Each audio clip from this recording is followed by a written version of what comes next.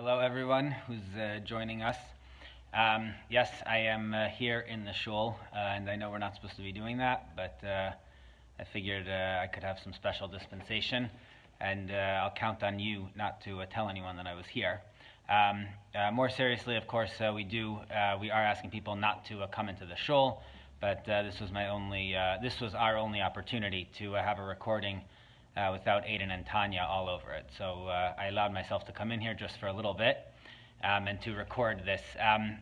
This is a little bit of Haggadah prep. All right, we're going to study the Haggadah over here.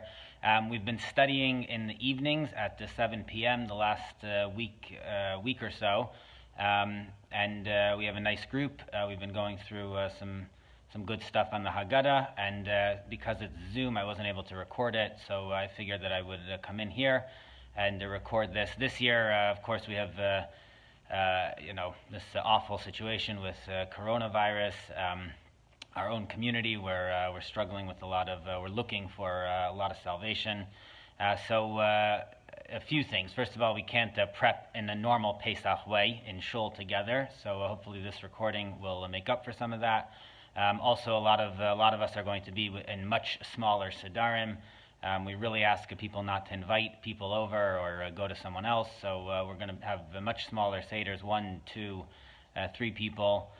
So we need a little more to talk about, so the seder doesn't go that quickly. And I also want to connect in some way the Haggadah, what we're going to study, the seder, all of that with what's going on, this terrible situation with this coronavirus. Okay, so those are our goals here, and with that I'm going to start over here. We're going to begin with Maggid. All right, there's a few sections before that, but we'll start with the Maggid section.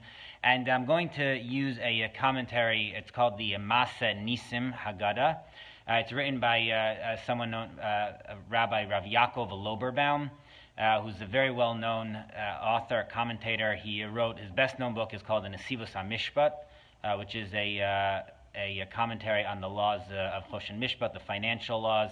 It's very widely used in yeshivot today, so it's a very popular commentary. And he also wrote the Chavos Das on the laws of Yoredeya, and he wrote the Torah's Gittin on the laws of divorce. And he wrote many other books, but those are sort of the most popular ones. He's known for being able to get at the core of a passage or an idea. He's able to analyze what the deeper meaning of that is through a very careful reading of the concept or the words. So we're going to use his Haggadah over here, and he uncovers a whole layer of the Haggadah that I think I had been unaware of, and is really helpful in making sense of it. His Haggadah is in conversation with the two earlier Haggadahs, written at the end of the medieval, early modern period. That is the Zevach Pesach Haggadah, which is the Abarbanel, Don Yitzchak Abarbanel, Isaac Abarbanel's commentary on the Haggadah, and the Maaseh Hashem, which is a commentary on the Haggadah. It's called the Maaseh Mitzrayim, but it's a part of a larger work by Rav Eliezer Ashkenazi. So we'll have some interesting conversation between these commentators here, and it will help us. Okay, let me begin by just articulating some of the broader themes that these commentators find in the Haggadah. And this, what I'm hoping to record right now, will go through the first 5 sections of the Maggid. So it's really the introduction. All right, what is it that the Haggadah what's the setup of Maggid? What does the author of the Haggadah want us to get out of the introduction? What are the tensions? What are the key concepts that he's dealing with that he's trying to bring to our attention in the preface or in the introduction to Maggid? So let's start with Rav Eliezer Ashkenazi. The broad theme that he sees in the Haggadah is that the Haggadah is not just a story, it's not just a history lesson, it's not just about our beginnings as a people, but the Haggadah has a core theological message, which is that what we're celebrating on Pesach and what we celebrate on the Seder night was the tremendous glorification of God's name, which happened during the Exodus. All right, in other words, because God took us out of Egypt in the dramatic way that he did, there was a tremendous publicity of God's might and God's power, and God's name was well known in the whole world at that time because of what he did. All right, and throughout all of our history, we've looked back to that moment as the moment when God defined how powerful and how mighty and how he runs the world, and that he is the Almighty, the creator of the universe, and the ruler of the universe. All right, now, the tension that we have with that is that nowadays, we live in a time of exile. We're back in another exile. And we have a lot of difficulties going on. We have the state of Israel has a lot of difficulties. The Jewish people have a lot of difficulties. There's a lot of personal difficulties. This year especially, we have this virus, so it's a really, really terrible time for us. There's so much difficulty in the world that how can we just celebrate God's glory, God's tremendous name? All right, so that's the question that Rav Ashkenazi is trying to deal with, and we'll delve into that a bit more in a minute. Rav Loberbaum, the Masa Nisim, he sees a different lesson in the Haggadah, and also a key theme for us as Jews. The lesson that he sees in the Haggadah is likewise. It's not just a history lesson. It's not just about that God took us out of Egypt. All of that is important. But there's another key defining theme over here, which is that God took us out of Egypt to be his people, to give us a mission in the world, and that mission is the giving of the Torah, following halacha, following the mitzvot. Those are the things that define us as Jewish people and define our relationship with God. Okay, so he's going to trace that theme throughout the Haggadah. So given those two themes, I want to sort of follow along these two commentators as they go through these parallel approaches to the Haggadah, and explain some of the passages according to both of their readings. Okay, let's begin. The first section in the Maggid is a famous section, Halach Ma'anya. All right, it's composed of three parts. The first is we identify the matzah as the lach ma'anya, the bread of affliction, the bread of poverty, poor man's bread, which we ate in Egypt. All right, then we koldich v'nyesi v'yechol. We then invite anyone who wants to come to our seders to join us. All right, we throw open our doors for any guests. And we end off, the third theme is that we pray, L'shana haba b'arad Yisrael. We acknowledge that right now we're in exile, and we pray that next year we'll be redeemed in the Messianic times. Mashiach will come, we'll be back in Israel, and we'll have the full redemption. All right, those are the three themes. Again, identifying matzah as poor man's bread we ate in Egypt, inviting any guests to our Seder, and hoping for future full redemption this year, and that we'll be in Israel for next year. So there's a number of key questions that jump out at you over here. First of all, why is this in Aramaic? Right, the whole Haggadah is in Hebrew. Why is this in Aramaic? The Masa Nisim points out a few other questions. Why do we only invite people on Pesach? Right, we don't have a formula to invite people on Sukkot or on Rosh Hashanah or Shabbos or any other holiday. So why specifically on Pesach? Third question, why are we inviting guests after Kiddush? Right, we start off with Kiddush, and the Maggid is already the fifth section of the Haggadah, so it's after Kiddush. So any guest who joins us now missed Kiddush. So why don't we invite people before Kiddush? The fourth question is that why do we identify the matzah of all things as poor man's bread? Right, matzah has a lot of names and symbolism. So why of all things do we identify it here as the poor man's bread that we ate in Egypt? And I'll add in another question that is not in any of these Haggadahs, but someone asked me this year, which is, should we be skipping this year? This year, unfortunately, we're in isolation. We can't invite people. Certainly someone you don't know where they've been, you should not be inviting. So should we be skipping this opening section of the Haggadah this year? So the answer to that question is that we should not skip it, and the reason is as follows. Both Rav Ashkenazi and Rav Loberbaum explain that this invitation is not exactly a real invitation. All right, it's more of a statement. In other words, we're not actually thinking that someone's about to walk in and join us, but instead we're trying to make a statement. And we'll see what that statement is, but that would make sense of why, we don't open the doors, we don't walk out and say this, we say it in our homes and no one can hear us.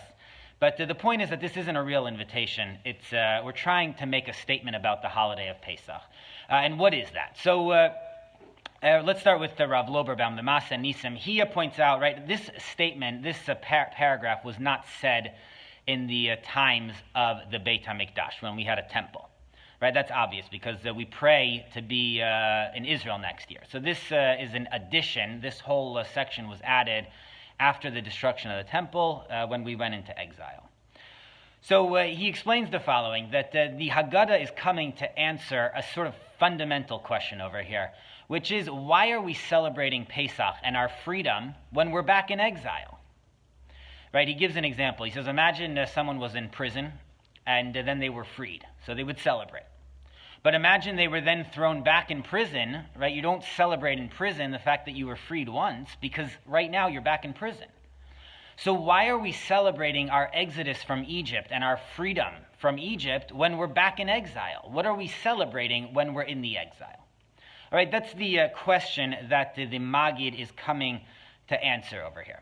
And Rav Loberbaum explains that the reason we're celebrating is because we're trying to make a statement which is that since God redeemed us from Egypt once, we know, we are confident, we have a promise from him that he will redeem us again.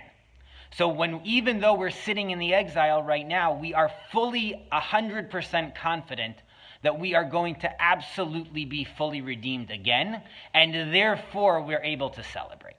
So that's what our celebration is. Our celebration is not just that we were redeemed once, but it's that we were redeemed in a way that created this relationship with God, that we are his people forevermore, we are his nation, and that means that we will certainly be redeemed once again, and that's our cause for celebration. All right, and that's how he explains everything that's going on over here. That's why we call the matzah poor man's bread. Right, because we used to eat matzah in Egypt also. That's what they used to feed their slaves in the olden days. It was cheap and it was filling. So we're saying that in Egypt we used to eat the matzah before we were redeemed.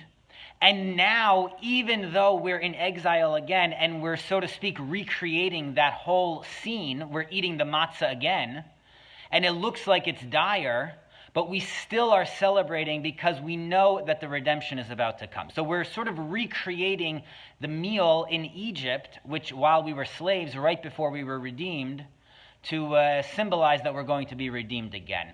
And that's why we invite guests, because when you really want to throw a big party, you don't celebrate by yourself, right? People don't do weddings by themselves or bar mitzvahs, or if you do a big celebration, you do it with other people. So we celebrate other people to say that it might look like this is not a holiday worth celebrating, but it is. And we're so confident about our future redemption that we want to celebrate in a big, splashy way. And so we invite people to our Seder. And that's why we only do it on Pesach. On Sukkot, on Rosh Hashanah, other holidays, we don't need to reiterate or make it clear that we're still celebrating. Because, of course, those are days that you celebrate. They don't need a reinforcing. But Pesach is a holiday which looks like maybe we shouldn't be celebrating it, and so we reinforce by inviting guests. And that's also why we invite them after Kiddush, because again, it's not a real invitation, it's more of a statement that we want people to celebrate with us, and so we can do it even after Kiddush. And again, like I said, we could do it this year also, because we're not expecting anyone to pop in and join us, but it's more a declaration that we're making. All right, and finally, that would explain why this passage is in Aramaic, because it's an indication that this is a passage that was added in the exile. Right after the Jews left Israel, the first language they spoke was Aramaic. So this is to symbolize that this is only a reflection of the exile. But if we were in Israel and we had the temple, then we would not be saying this passage. So that's why we differentiate by saying it in Aramaic instead of Hebrew. All right, so that's Rav Loberbaum's explanation. Rav Ashkenazi, he accepts this general framework, but his conclusion is the exact opposite. All right, and he accepts the whole idea that this is not a real invitation, that we're not really expecting anyone to join us. But why? What is the point of this declaration that we're inviting other people? All right, so while Rav Loberbaum said it was an indication of our happiness, Rav Ashkenazi actually sees it as the opposite, that it's an indication of our mourning, our sadness, the difficulty that we have. And that is because in the times of the temple, you actually couldn't invite people to your Seder. One of the laws of the Passover offering was that you had to slaughter it, the day of the Seder in the morning or in the afternoon. You had to slaughter it in a way which was, you already had everyone signed up. So you couldn't just have people join you later on that night. You couldn't just invite someone last minute to the Seder. Everyone had to be set, the day up, before the Seder. So how are we inviting people? So the answer is because we don't have a Passover offering anymore. In the temple times, you couldn't invite someone, but in exile, we are able to invite someone. So Rav Ashkenazi says that the reason why we have this invitation here is because we're almost mourning the destruction of the temple. And we say, unfortunately, we're so sad that in exile, we're able to invite people last minute, and we don't have to have it all set beforehand because we don't have the Passover sacrifice anymore. All right, so the opening paragraph over here is getting at this tension between how do we celebrate the Passover and this tremendous moment of God's revealing himself and his might to the world. How do we celebrate that when we're in the exile and we're suffering and God's name is not that revealed in the world? It's not that mighty. It's not that awesome. Things look sort of dark for the Jewish people. So how do we celebrate Pesach in this day and age? All right, so those are some thoughts on Nahalach Ma'anya. Again, two ways to read the declaration of this invitation. What we're trying to impart. Is it happiness? Is it some element of sadness? But either way, this passage is put here in addition to just the technical parts the introductory parts of it, but it's a thematic introduction. It brings up a lot of core philosophical issues, which are celebrating the Exodus and the redemption when we're back in exile is something. It's sort of an incongruous, or it doesn't fit all that well, and that's something to reflect on. All right, now let's continue over here with the Haggadah. All right, then we'll see how these themes develop a little bit, how the Haggadah develops them, and how these commentators develop them. Okay, the next passage over here is Manishtana. All right, I'm going to treat the next three passages together. The next passage is Manishtana, the four questions, very, very famous section. I'm not going to read the whole thing, but the four questions are: why on this night do we eat matzah? Do we eat maror? Do we dip 2 times? And do we recline? All right, so we ask about those four rituals that we do and foods that we eat, which are different than other nights. After that, we have the Avadim Hayinu, which also is, I'm not going to read the whole thing, but it's a sort of very quick summary of the whole story of the Exodus. It says we were slaves in Egypt, and then God took us out. It says biyad chazakah, with a mighty hand. So God took us out not just in a weak way, but he took us out in a very powerful way.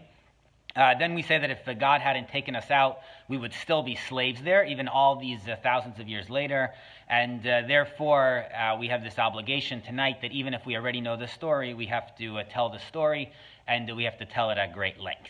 All right, and the next section, the third section of this unit is Maseh B'Rebbe Eliezer. We have this story of these 5 great rabbis who were sitting at their Seder, and it's sort of a humorous story, but these were some of the greatest rabbis of the Mishnah, and they went on for so long that night that their students came in the morning and they said, our teachers, the night's already over. It's time to pray the morning prayers. So it's sort of this humorous story, but it has a very serious point, which is that even these 5 rabbis, as great as they were, and they undoubtedly had studied this topic so many times before, even they spent all night going over every detail of the Exodus and every detail of the Seder. All right, so what is the continuity over here? How do we make sense of all this, and what's some of the deeper themes that emerge from these sections over here? So Rav Loberbaum, the Masa Nisim, he suggests the following reading. And again, this is in keeping with his theme, right? His theme is that on the Seder night, we celebrate not only leaving Egypt, but the special relationship that we formed with God to do the mitzvot and to follow his commandments. So Rav Loberbaum says that that's the point of the Manishtana. The Manishtana focuses our attention from the history and from the story, and it focuses our attention on the mitzvot, on the commandments of the night. All right, so the Manishtana asks about these 4 rituals. It's a way of saying that the key point of the Seder is not just the story, but it's the actual commandments. All right, and it's more than that. It's obviously we're focused on the commandments of the Seder night, but we're asking more broadly, what is the reason as Jews that we follow the commandments of the Torah? Why do we follow all these halachot, all of these laws that we have? Why? What is it? What's the reason as Jews that we follow that? And the answer comes from Avadim Hayinu, right? How is Avadim Hayinu an answer to the questions of the Manishtana? So Rav Loberbaum explains that the Avadim Hayinu is saying the following, that we used to be slaves to the Egyptians, and then God redeemed us. So since God redeemed us, we're now slaves of God. He didn't redeem us so that we could just do whatever we want, but he redeemed us in order that we would serve him, in order that we would follow his laws. So we went from being slaves to the lowly Pharaoh and doing his back-breaking, menial, hard labor, and we went to doing the highest type of form of service that a person could do, which is serving God. So that's the answer of the Avadim Hayinu, in very brief. In other words, if you want to know the shortest answer, why as Jews do we follow the laws of the Torah, the answer is because now we're God's slaves. God is our new master because he freed us. All right, that's the short answer. Again, it's not to say that that's the only reason we follow the laws of the Torah, or even that that's the primary reason, but it's a sort of short, easy reason. All right, so if someone asks you, in one sentence, why do you follow the laws of the Torah? The answer is because we're slaves of God, and God saved us from Egypt. And he says that's why in Avadim Hayinu it makes this big deal that God saved us biyad chazaka, right? God took us out in a mighty, splashy, open, public, very miraculous way. Why did he do that? This is a question that I don't think I'd ever really thought about this, but it's a good question. Why does God have to take us out in this miraculous, powerful way? Why didn't he just put it in the Egyptians' heads to let us go one day, and that's it? We would have walked out. God can do whatever he wants. He could have, he could have brought a virus, and while the Egyptians were in their homes, the Jews could have left. Why did God need to bring the 10 plagues and to split the sea and do it in this sort of mighty, very open way? So Rav Loberbaum explains over here that it's the same idea that he's been pushing over here, that if we had just left, if we had just snuck out, then there wouldn't have been the same relationship built between us and God. It wouldn't have been made clear to the world that we are God's people and that we are here to do a mission to live our lives by the Torah. So God did it in a very open way. He made it very, very clear that it's not just that he's trying to get us out of Egypt, but it's much more than that. He is becoming our God, and we are his people, and therefore we now have this mission to follow the rules of the Torah. All right, so that's why we needed this open, very public, miraculous thing to happen, and that's the more specific answer to the Manishtana. Why do we do the rules of the Torah? Why do we have these 4 rituals tonight? Why do we have so many other rituals? The answer is because God redeemed us from Egypt, and not only did he redeem us in a hidden way, but in a very open way, meaning we are his people, and we have to now follow the Torah. And finally, that's what the story of the 5 rabbis is here to tell us. Because these were great rabbis. They didn't need to tell the story of the Exodus. They knew it. How long does it take to tell the story of the Exodus? An hour, maybe? So what were these rabbis discussing for hours and hours and hours and hours all night long? And the answer, the Masenissim says, Rabbi Loberbaum says, the answer is they were discussing all of the laws of the Torah and the reasons to keep them. They were going through what it means to be a Jew and what it means to follow the Torah and what it means to live a life based on halacha and the reasons for that and all the rationales for that. And that's what they spent their Seder night doing, and that's what we ideally, those are the themes that we ideally touch on in each of our Seders. All right, so that's his analysis of this. Again, the strength of his analysis, I think, is that it gives you a very important theme to think about. It doesn't miss the forest for the trees, but it also is very textually based. It's really a very strong reading of each line of the Haggadah over here. So, so he's really bringing out the message of the Haggadah by reading it carefully. Okay, let's just go to Rav Ashkenazi on these three passages for a moment. He has a different suggestion over here.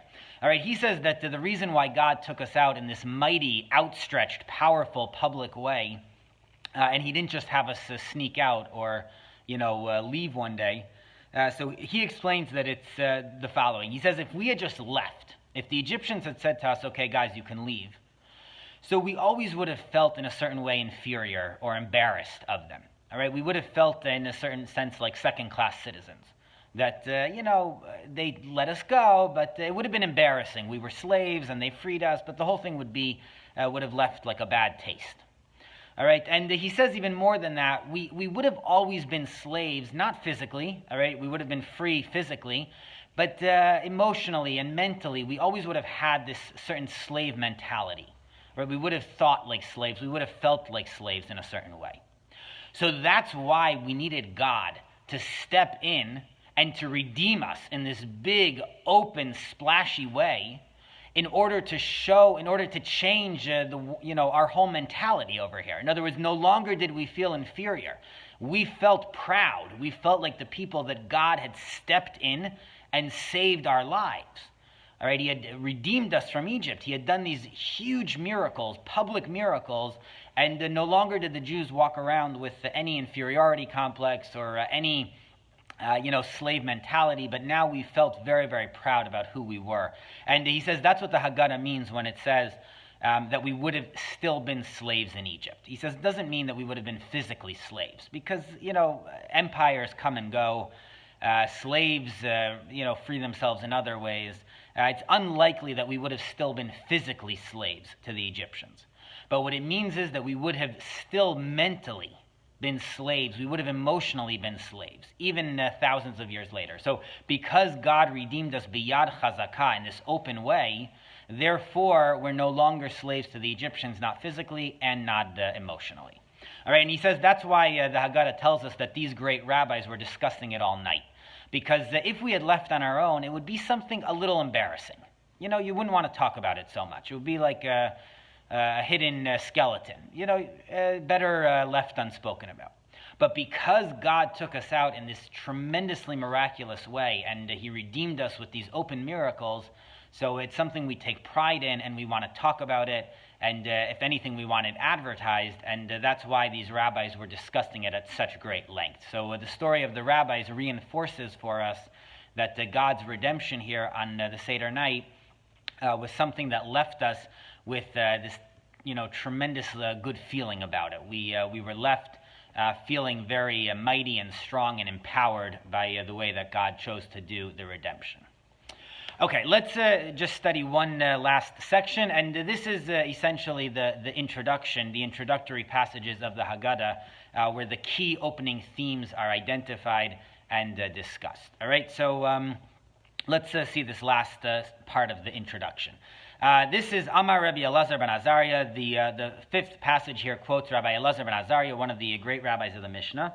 And he makes the comment, he says, I'm like 70 years old. All right, what exactly that means? But he means that he had lived a good amount. And he says he never knew that you were supposed to say the Exodus, remember the Exodus from Egypt in the evenings. All right, he used to remember it in the morning. That's explicit in the Torah. The Torah says that we'll see it in a minute, that you must remember the Exodus every single morning. But it wasn't clear if that was also in the evenings. Until Ben Zoma came around, and Ben Zoma read the Torah very carefully. The Torah says, "L'man tizkor es yom tzescha me'eretz Mitzrayim kol yemei chayecha." The Torah says that you should remember the day you left Egypt all the days of your life. So Ben Zoma said, well, it should say, remember the Exodus, the days of your life.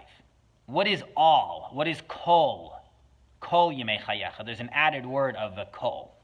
So Ben Zoma said, the yimei chayecha hayamim, the days of your life means every day, every morning.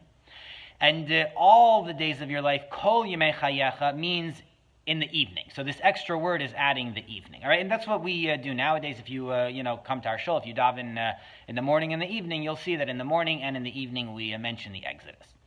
Now, the Chachamim, the other rabbis, disagreed with Ben Zoma, and they said, no, you know what? You actually should not remember the Exodus at night. But so why is there an extra word in the Torah? What is the kol coming to add? So they say it's coming to add the Messianic days, the Messianic period. All right, so Yimei Chayecha is this time when we're in exile, and the Kol Yimei Chayecha is the days of the Mashiach, the days of the Messianic time. So we have a debate over here. Rabbi Elazar ben Azariah and Ben Zoma, they interpret they read these passages as saying that you should remember the Exodus from Egypt every morning and every evening. And the other rabbis say, no, you only mention the Exodus every morning, but in the days of Mashiach, in the Messianic times, we're also going to be remembering the Exodus from Egypt. All right, that's the debate. Now, there's a few very serious questions over here. Number one is, what does this have anything to do with the Seder? All right, this is a totally different commandment. There's a separate mitzvah to remember the Exodus every day. But there's another mitzvah, which we're doing at the Seder, to not just remember, but to tell at length the story of the Exodus on the Seder night. All right, so that's a separate mitzvah, that on the Seder night we expand upon the story of the Exodus, and every day and every evening we just mention it briefly. But what does this have to do with the Seder? All right, why are we quoting a passage which is an analysis of a totally separate mitzvah? Obviously they're related because they're both about the Exodus, but they are two different mitzvot. So why are we quoting this on the Seder night in our study of the Seder mitzvah to tell over the story of the Exodus? All right, question number two is, why are we quoting a position which we don't accept according to halacha? Right, the halacha is that you have to say it in the morning and the evening. So why are we quoting this position of the rabbis that you only have to say it in the morning when that is not the halacha? The halacha follows the first position. Why don't we just quote in brief the Mishnah, which says that you have to mention the Exodus in the morning and the evening, and that's it. So Rabbi Loberbaum gives us a very nice reading interpretation over here. And as is his way, he explains that the debate between Ben Zoma and the rabbis is not just about the technical detail of whether you have to remember the Exodus in the morning and the evening or just in the morning. But he says that this is actually a very important philosophical debate. All right, and he identifies the philosophical problem as follows. All right, which is that he gives an example. Let's say he says you have a family who adopts a child, and they raise this child as their own. They give the child everything. All right, they give them love, they give them food and shelter. They give them an education and clothing. They take care of them for years. For 20 years, they raise this child. And at the end of 20 years, they, for the kid's 21st birthday, they take the kid to Disney World. So he says, imagine this kid comes back and they just start talking all about how great these people are, their adopted parents are, that they took this kid to Disney World. So that's immature, right? We would look at the kid and we would say, these people, they saved you, they gave you life, they saved you from bouncing around from foster home to foster home. They gave you everything. They took care of you. They gave you health. They gave you an education. They gave you a future. They gave you everything. And all you can talk about, the only thing you're thanking them for, you have gratitude for, is taking you to Disney World? It's immature. So Rav Loberbaum says that why doesn't the same thing apply to the Seder night? Here God gives us everything. He gives us health. He gives us food. He gives us air. He gives us homes. He gives us everything. And all we thank him for is the Exodus? That's to ignore everything else. And it's not just the Exodus, it's miracles in general. When you see someone thanking God for all the miracles he does for them, that person is missing that God, our whole routine are things that God gave us. We don't just thank God for occasional miracles, but everything we have is from God. Our whole lives, everything comes from God. So how can it be that we thank God for miracles or for the Exodus more specifically? What are we doing on the Seder night? So as you might expect, Rav Loberbaum says the point of the Seder night, as he's been saying throughout, is not just to celebrate the miracles of the Exodus, but it's to celebrate the relationship which was created between us and God, that we are his people, that we follow the Torah, and that's what we're really celebrating on that night, on the Seder night. So that is why we're able to talk about it, because we're not just focusing on the miracles and on the physical salvation, but we're focusing on the fact that God took us as his people, and that's something mature, that's something profound to celebrate. Now, when did that happen? So let's go to the night before they left Egypt, right? The night before they left, God comes through, he kills all the Egyptian firstborn, he saves the Jews. It's the Jewish firstborns. It's a night of tremendous miracles. So on that night, it was a miraculous night, but the Jews did not become God's people until the morning when they left, right? The night of, they were not God's people yet. That was the night of great miracles. And then in the morning, right after that, they left Egypt, and then they became God's people. So the rabbis say you should only mention the Exodus in the mornings to drive home the point that we're only celebrating the fact that we are God's people. We're not celebrating the fact that God took us out of Egypt, because we're not celebrating the miracles. We're not celebrating, the 10 plagues. That's not what we celebrate. We celebrate the fact that we are God's people and that we are his nation. And that happened in the morning, and therefore you only remember the Exodus in the mornings, to reinforce that point. Ben Zoma, though, says no. Ben Zoma disagrees, and he says the whole process of the 10 plagues, everything that happened in Egypt, all of that was part of the relationship building between God and the Jewish people. All of that was what led us to be God's people. And so, says Ben Zoma, we remember the Exodus in the mornings, of course, because that's when we became God's people, but also in the evenings, because all of the miracles, the whole process of redemption here is part of our becoming God's nation, and therefore we have to remember all of it as part of the Exodus, and therefore we remember it in the evenings too. All right, and that's why, says Rav Loberbaum, the Haggadah quotes it over here, because we're trying to say that on the Seder night we need to talk about not just the final moment when the Jews became God's people, but we need to talk about the whole process, all of the plagues, all of the miracles, everything. Even though in general we don't talk about miracles, but on the Seder night, all of those miracles and that whole process was all part of us becoming God's people. And therefore we have to remember all of it, and we have to talk about all of it. All right, so that's how he reads this as a philosophical teaching about the Seder night. Okay, let's just go to Rav Ashkenazi briefly, and then we'll sum up here. Rav Ashkenazi has an interesting reading. He says that when Ben Zoma says to remember the Exodus in the morning and in the evening, he doesn't mean morning and evening as we've been using it, like daytime and nighttime after sunset. But he means by nighttime, he means the exile. All right, exile is very often compared to nighttime. So Ben Zoma says that Rav Ashkenazi explains that when Ben Zoma says that we should remember the Exodus both in the mornings and in the evenings, he means both in good times, in times of redemption, when we have the temple, and in times of exile. All right, like the year we're in now, right? We're in exile, and we also have a very difficult year. We have this terrible virus, but still, we have to remember the exile.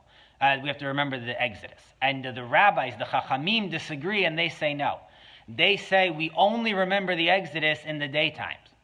But in the nighttime, when it's exile, then we are not obligated to remember it. So the rabbis and Ben Zoma would be disagreeing about this whole issue we started the whole thing off with, about how do we remember the Exodus when we're back in exile. So there's a debate here. The rabbis say we don't, and Ben Zoma says we do. Now, Rav Loberbaum points out that the Talmud is very clear that this explanation this is not how the Talmud reads it. All right, it reads day and night as literally day and night.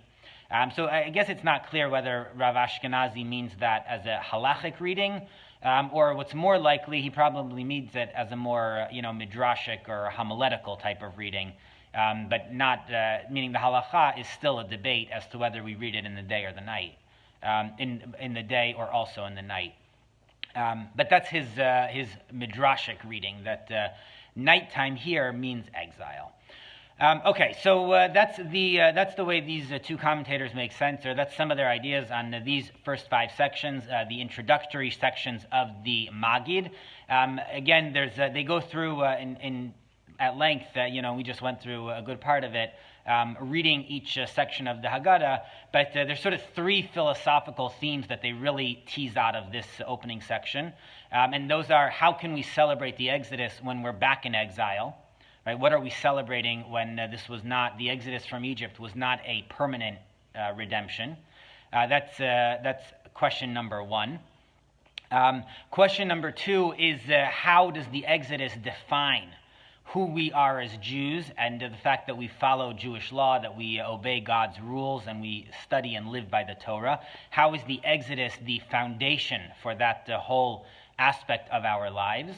And issue number 3 is how can we focus on the Exodus when God gives us so much else in our lives, how can it be that we just focus on the Exodus and we don't talk about other things? And I'm just remembering now, there's a fourth, those are the 3 sort of headings, but they did get involved in a 4th issue over here, which is why did God redeem us so openly and in such a manifestly, miraculous way, when usually God chooses to operate in history in more hidden ways?